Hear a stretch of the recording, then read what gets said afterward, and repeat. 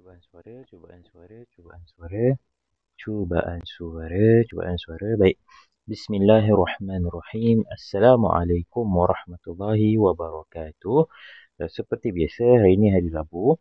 Kita akan sambung semula sesi PDPR kita pada hari ini bagi subjek ibadah tahun 4. Ibadah tahun 4 kita dah lama dah tak masuk subjek ibadah. Sebelum-sebelum ni hari Rabu je mesti akidah. Hari Rabu je mesti akidah. Lepas tu mesti cuti. Jadi hari ini kita akan sambung semula subjek ibadah bagi tajuk azan dan iqamah.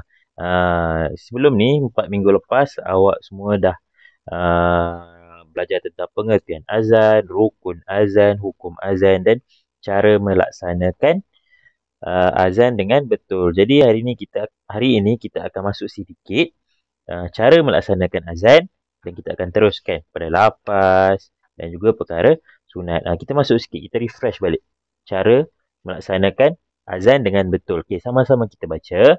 Boleh buka muka surat 7. Okey, boleh buka muka surat 7. Okey, kita masuk sedikit cara melaksanakan azan dengan betul. Kita refresh sedikit. Okey, baik. Sama-sama kita baca. Cara melaksanakan azan dengan betul. Azan adalah satu ibadah. Setiap perlakuan hendaklah dilakukan dengan sempurna dan betul. Okey, cara yang pertama untuk kita melaksanakan azan, yang pertama adalah menghadap kiblat. Menghadap ke kiblat. Yang pertama, badan kita tu perlulah menghadap ke kiblat. Dan yang kedua, meletakkan kedua-dua tangan ke telinga. Macam dalam gambar ni. Macam dalam gambar ni. Budak lelaki ni dia letakkan kedua-dua tangan dia ke telinga. Okay, pertama menghadap kiblat. Kedua meletakkan tangan ke telinga.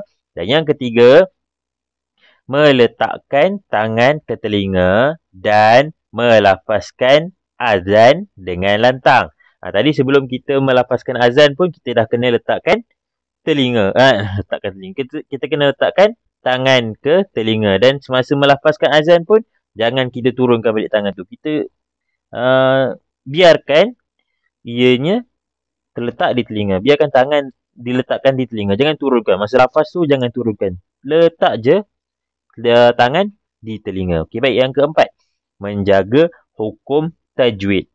Semasa melafazkan azan tu perlulah kita jaga hukum-hukum tajwid. Yang kelima, memalingkan muka ke kanan apabila menyebut hayya 'alas solah.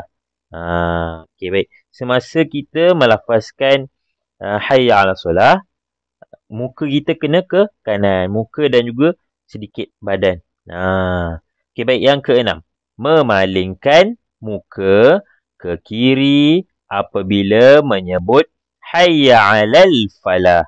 Selepas hayya 'alas solah, hayya 'alal falah. Hayya 'alas solah tadi kita menghadap ke kanan. Jadi hayya 'alal falah kita menghadap ke kiri. Okey, baik. Kita dah selesai cara melaksanakan azan. Jadi sekarang kita masuk kepada lafaz. Lafaz azan dan juga cara menjawabnya.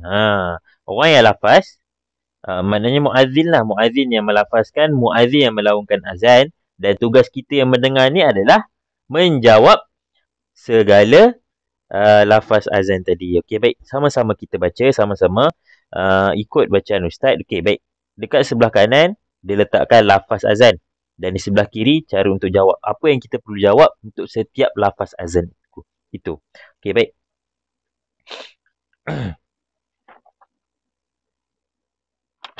Okay, setiap lafaz ni perlu diulang sebanyak 2 kali. Setiap lafaz yang ditulis, setiap lafaz azan ini, kita perlu, yang muazzin, perlu lafaz sebanyak 2 kali. Okey, baik. Sama-sama ikut Ustaz. Okay, yang lafaz yang pertama, Allahu Akbar, Allahu Akbar. Okay, kita buat 2 kali. Allahu Akbar, Allahu Akbar. Okay, jawabnya apa? Allahu Akbar, Allahu Akbar. Sama juga. Jawab untuk Allahu Akbar sama. Okey, baik. Kita tengok lafaz yang kedua. Asyhadu an la ilaha illallah. Ulang lagi sekali. Asyhadu an la ilaha illallah. Jawabnya. Asyhadu an la ilaha illallah. Ulang semula. Asyhadu an la ilaha illallah. Okay, lafaz Allahu Akbar dengan asyhadu an la ilaha illallah. Jawapan bagi lafaz tersebut adalah sama. Kita ikut je semula apa yang dilafazkan oleh muazzin. Orang yang azan. Okey, baik. Kita tengok lafaz yang ketiga. Asyhadu anna Muhammadar Rasulullah. Ulang semula.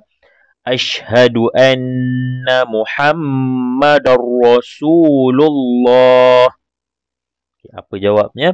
Asyhadu anna Muhammadar Rasulullah. Okay, kita ulang semula. Asyhadu anna Muhammadar Rasulullah.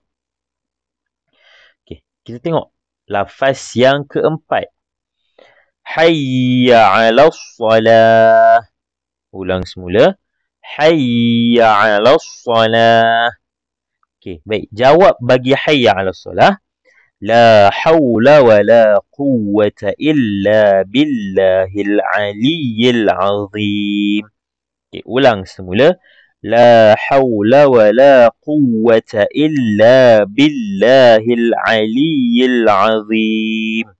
Nampak tak? Jawab yang sebelum-sebelumnya, jawab lafaz azan yang sebelum-sebelumnya semuanya ikut apa yang telah dilafazkan. Tetapi kalau hayya 'alas salah, dia lain. Dia tak ikut. Kita tak sebut balik hayya 'alas salah. Kita akan jawab la haula wa la quwwata illa billahil aliyyil azim. Baik, tengok seterusnya. Boleh buka muka surat 10. Okey, baik. Lafaz bagi lafaz azan yang kelima. Okey, baik, sama-sama ikut Ustaz. Hayya 'alal falah. Kita ulang semula. Hayya 'alal falah. Okey, jawabnya apa? La haula wa la quwwata illa billahil aliyyil azim. Ulang semula. La haula wa la quwwata illa billahil aliyyil azim. Sama macam jawab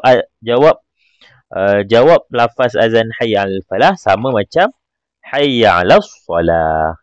Dua-dua sama. Maknanya tak susahlah kita nak hafal. Mudah saja. Hayya 'alal falah dengan hayya 'alas salah.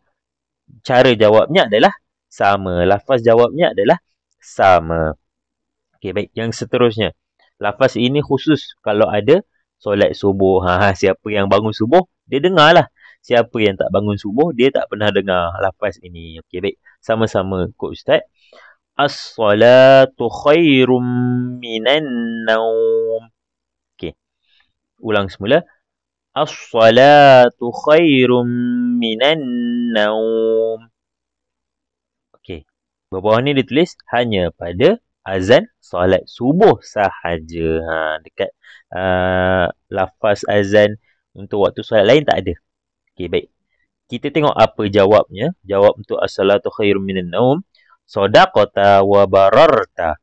Okey, ulang semula. Sadaqata wa bararta. Okey. Hayya 'ala solah, hayya 'alal falah dengan as-salatu khairum minan naum. Jawab untuk lafaz ini adalah berbeza. Untuk hayya 'alal solah dengan hayya 'alal falah sama. Dan as-salatu khairum minan naum, lafaznya adalah lain. Sadaqta wa bararta. Okey, baik. Lafaz azan yang seterusnya ikut bacaan Ustaz. Allahu Akbar, Allahu Akbar. Okay, kita ulang semula. Allahu Akbar, Allahu Akbar. Okay, jawabnya apa? Sama saja dengan lafaz azan tersebut. Allahu Akbar, Allahu Akbar. Kita ulang semula lagi. Allahu Akbar, Allahu Akbar. Yang terakhir. La ilaha illallah. Ulang semula. La ilaha illallah. Jawabnya apa? Sama juga. La ilaha illallah. Ulang semula. La ilaha illallah. Okey, baik. Kita dah baca sama-sama lafaz dengan jawab ni. Apa yang lain? Yang lainnya bagi lafaz untuk hayya 'alas solah, jawabnya la haula wala quwwata illa billahil aliyyil azim. Sama juga dengan hayya 'alal falah, jawabnya pun sama, la haula wala quwwata illa billahil aliyyil azim. As-salatu khairum minan naum, jawabnya pun lain, sadaqta wa bararta. Itu sahaja. Yang lain untuk antara lafaz dengan jawab azan. Okay, nanti saya nak suruh semua orang hafal, tak kira lelaki ke perempuan, lafaznya dan juga jawabnya. Tak susah, mudah sahaja. Okey, baik. Kita sambung sikit lagi untuk pelajaran 3. Kita masuk kepada pelajaran 3. Perkara sunat ketika azan. Perkara sunat ketika azan. Okey, tadi kita dah tengok cara melaksanakan azan. Kita dah tengok lafaz dan juga jawab azan. Dan kat kini kita masuk kepada perkara sunat ketika azan. Okey, baik. Sama-sama baca. Sebelum tu buka muka surat 11. Muka surat 11. Okey, sama-sama kita baca. Perkara-perkara sunat ketika azan. Okey, baik. Yang pertama, berwuduk. Sebelum azan tu, kita disunatkan untuk berwuduk. Tak berwuduk pun tak apa sebab perkara sunat. Tapi lebih baik. Antara baik dengan lebih baik, mana satu kita pilih? Kita mestilah pilih lebih baik. Antara coklat. Antara kek yang kosong tak ada apa-apa atas dia dengan kek yang ada coklat dekat atas dia. Mana satu kita akan pilih? Kita akan pilih kek yang ada coklat. Mestilah benda-benda antara makanan yang tak sedap dengan makanan yang sedap. Mana kita pilih? Mestilah makanan yang sedap. Macam ni lah. Mana yang lebih baik? Azan tanpa wuduk ataupun azan dengan wuduk? Mestilah azan dengan wuduk lebih baik. Jadi, ambillah wuduk sebelum kita melaungkan azan. Okey, baik. Yang kedua, berdiri menghadap ke arah qiblah. Berdiri menghadap ke arah kiblat. Tadi kita dah tengok dah cara melaksanakan azan pun. Mula-mula yang pertama sekali kita perlulah menghadap kiblat. Okey, baik. Yang ketiga, dilaungkan di tempat yang tinggi dengan suara yang lantang. Dilaungkan di tempat yang tinggi dengan suara yang lantang. Kenapa perlunya kita laungkan azan ni di tempat yang tinggi dan dengan suara yang lantang? Sebab kita nak panggil orang semayang. Zaman Nabi dulu, zaman para sahabat dulu, tak ada lagi mic ke pembesar suara, tak ada. Jadi, orang yang muazzin, orang yang azan perlu panjat. Macam Bilal bin Rabah dulu kan. Waktu pembukaan kota Mekah. Bilal bin Rabah, dia panjat atas Kaabah dan dia laungkan azan dengan suara yang lantang. Sekarang ni, kita tak perlu pun nak cari tempat yang tinggi. Tak perlu pun nak lantangkan suara sebabnya sekarang ni dah ada mikrofon dan juga speaker pembesar suara. Tapi kalau nak ikut sunnah, kita perlulah tempat azan tu perlulah tinggi. Dan walaupun ada mic, ada pembesar suara, kita kena lantangkan suara. Itu kalau sunatnya. Okey, baik.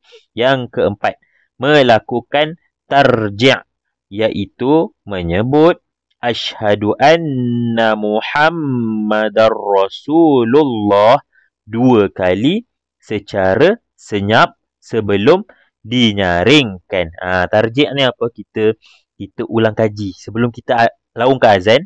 Bahagian asyhadu an la ilaha illallah kan, asyhadu anna Muhammadar Rasulullah. Sebelum kita laungkan lafaz tersebut, kita tarji' dulu. Kita asyhadu an la ilaha illallah. Kita perlahankan dulu. Kita sebut secara perlahan, barulah kita lantangkan lafaz tersebut. Itu adalah tarji'. Okey, boleh bulatkan tarji'. Okey.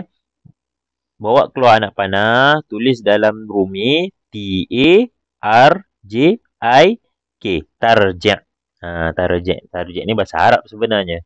Dalam bahasa Melayu kita boleh dikatakan terjemahan dalam bahasa Melayunya adalah mengulang kaji. Okey, baik. Yang kelima.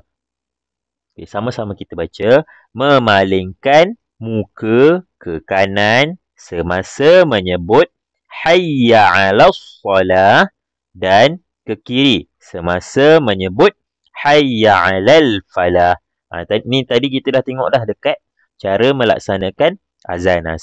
Bila kita lafazkan hayya 'alas salah, kita memaling ke kanan. Dan bila kita lafazkan hayya 'alal falah, kita memalingkan ke kiri. Okey, baik. Sudah selesai perkara sunat ketika azan, ada 5. Okey, amali azan ini Ustaz akan kita akan lakukan di kelas waktu sekolah buka nanti.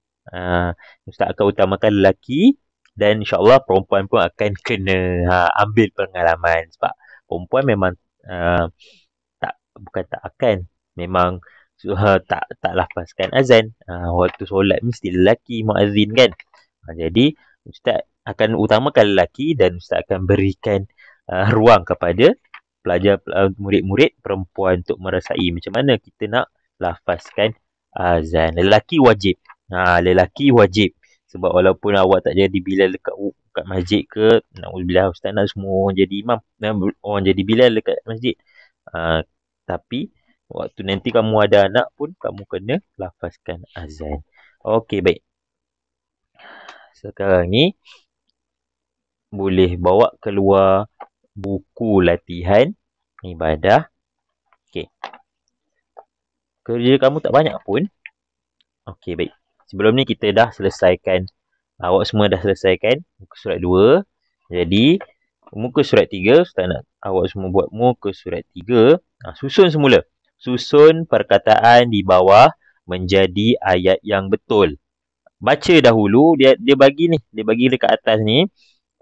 Susunan perkataan yang berterabur, tak tersusun. Okay, contohnya nombor 1. Lawongan, tanda, masuk, waktu, azan, solat. Tak tersusun. Jadi, awak perlu susun semula. Nomborkan dahulu, kemudian awak tulis semula dekat garisan yang kosong ni. Ruangan yang kosong ni. Tulis semula mengikut susunan yang betul. Contohnya nombor 1 ni kan. Lawongan, tanda, masuk, waktu, azan, solat. Lawongan apa? Jadi lawongan yang pertama, betul lah. Kedua, azan. Lawongan azan. Tanda. Yang ketiga, masuk. Yang keempat, waktu. 5. Waktu apa? Solat yang terakhir. 6. Dah nomborkan. Barulah awak tulis semula dekat ruangan kosong. Okey, muka surat 3. Okey, muka surat 3. Okey, yang keempat, muka surat yang keempat. Muka surat yang keempat, tuliskan betul atau salah pada pernyataan di bawah. Jangan letak, ramai yang sebelum ni yang hantar, Ustaz tengok latihannya, arahan suruh tulis betul atau salah, tapi awak buat tanda pangkah, right ataupun pangkah. Tak nak buat tanda ni. Ustaz nak awak tulis. Kalau disuruh tuliskan. Ba, ta, waw, lam. Betul. Sin, alif, lam, ha. Salah. Tulis perkataan dia. Jangan buat tanda macam ni. Kalau dia suruh tulis perkataan.